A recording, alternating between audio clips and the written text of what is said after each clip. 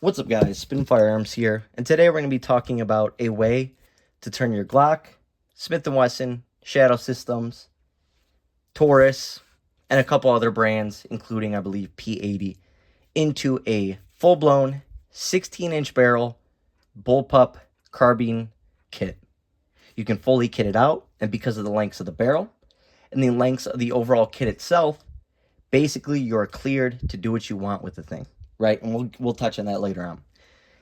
Imagine right here my Glock 29 barrel, which I'm going to show you the full thing in a sec. We just got to hit a certain, minute mark, right? Imagine this 4 times as long, a little bit over 4 times. 10 millimeter. The 10 millimeter power coming out of this is devastating as is. Imagine the accuracy and power out of a 16-inch Glock 29. Just ridiculous. And that's why I did out of the 10 millimeter. I think it would be cool out of, 40s and 357 SIGs, stuff like that, even 9s. But in my opinion, I can shoot a 9 full size at distance just fine. But with a powerful 10 millimeter, that is a ridiculous crap at the fan gun, backpack gun, truck gun, whatever you want to call it. I mean, like I said, though, you can do it with your Glock 26. You can do it with stuff like that. Now, we're going to talk about the benefits as well as the negative side to it, right? The one negative I do see in it is when you go to remove that firearm, you do have to do a full barrel swap in order to convert it back to your original handgun. So it's not like you can just rip it out and throw it in the holster and you're good to go.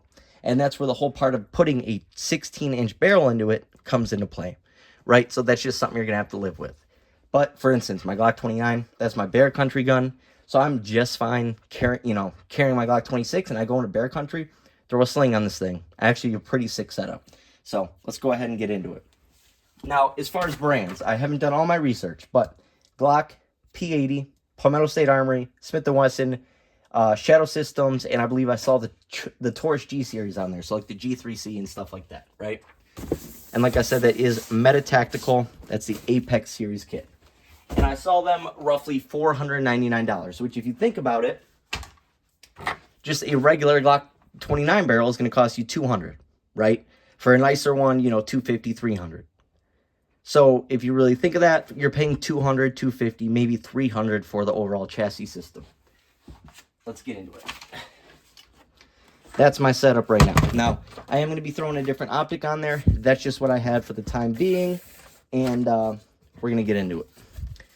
Anyways, that's what it looks like. So my Glock 29 is sitting back here with a 15-round magnet. So 15 plus 1, that's 16 rounds. And up front, I believe this is 11 with that base plate.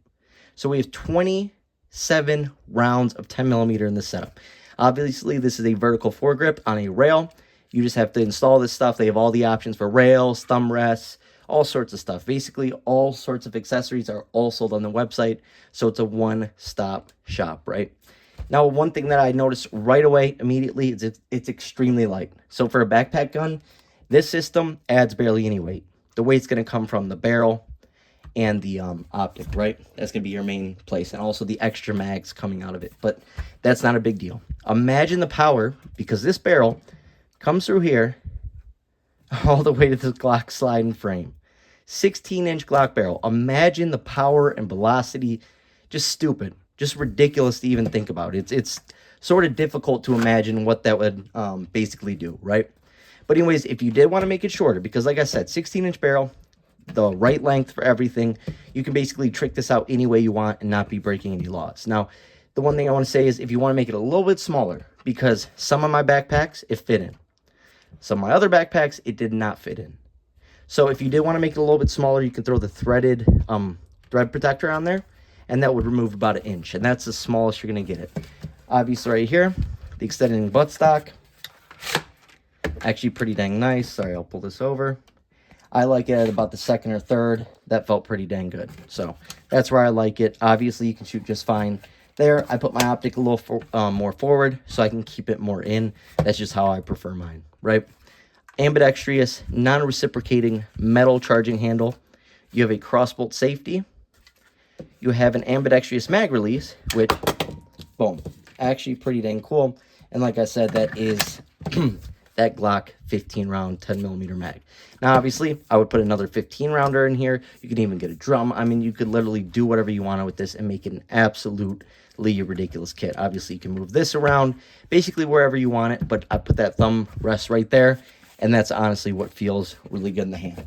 Now, I didn't think it would feel as quality as it does, but it actually feels pretty dang solid. The plastic feels pretty good.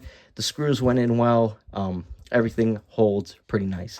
And oh yeah, on top, that's a Sealy T3. I believe they have a T4 out now, but the T3 is actually a pretty solid dot. I like mine.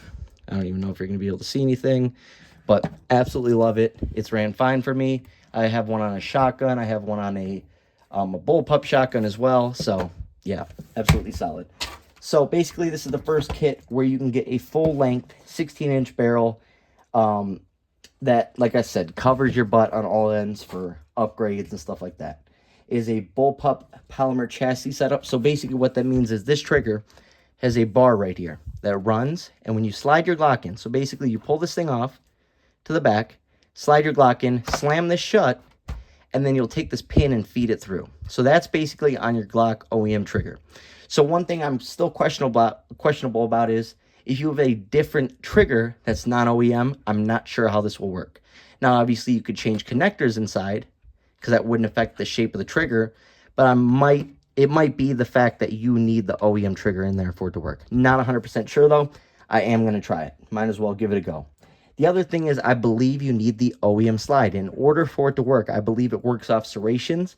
So, for instance, that Glock 26 I just showed you, this is an OEM spec slide. It's not made by Glock, but the inside of it and the serrations are OEM. So that means the sizing is exactly on with an OEM Glock slide.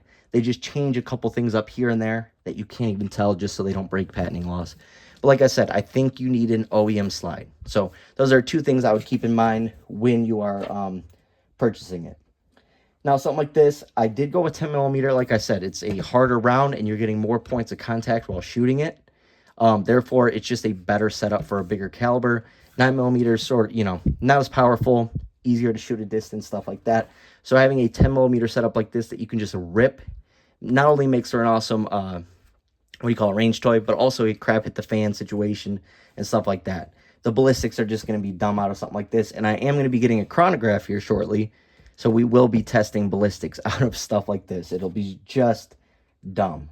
Absolutely dumb. Now, let's see what else I wanted to mention about it. This is going, like I said, for about $500. There's some upgrades, like I said, like this, the vertical foregrip, stuff like that. All sorts of rails you can get for it. Those are going to cost a little bit extra, but typically it's about $4.99. And for $4.99, it's a reasonable price, considering most barrels are $250 to $300 for a good quality barrel. So, like I said, fits in almost every backpack I have. It's just an awesome bug-out gun, especially being in a Glock pistol. Everyone has a Glock, and a lot of states have certain laws, and this actually gets around a lot of those laws for certain states. So, there's that Glock sitting right there. Huge ejection port. And every single thing I've heard about these is well seen about them. Obviously, this is a first impressions video, but everything I've seen and heard, they run. And they run well. So, hope you guys enjoyed the video. I'll keep you guys updated. Shooting review coming soon.